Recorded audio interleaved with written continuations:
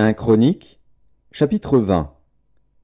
L'année suivante, au temps où les rois se mettaient en campagne, Joab, à la tête d'une forte armée, alla ravager le pays des fils d'Ammon et assiéger Rabba. Mais David resta à Jérusalem. Joab bâtit Rabba et la détruisit. David enleva la couronne de dessus la tête de son roi et la trouva du poids d'un talent d'or. Elle était garnie de pierres précieuses. On la mit sur la tête de David, qui emporta de la ville un très grand butin.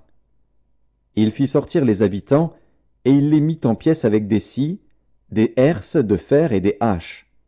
Il traita de même toutes les villes des fils d'Ammon. David retourna à Jérusalem avec tout le peuple. Après cela, il y eut une bataille à Gézer avec les Philistins.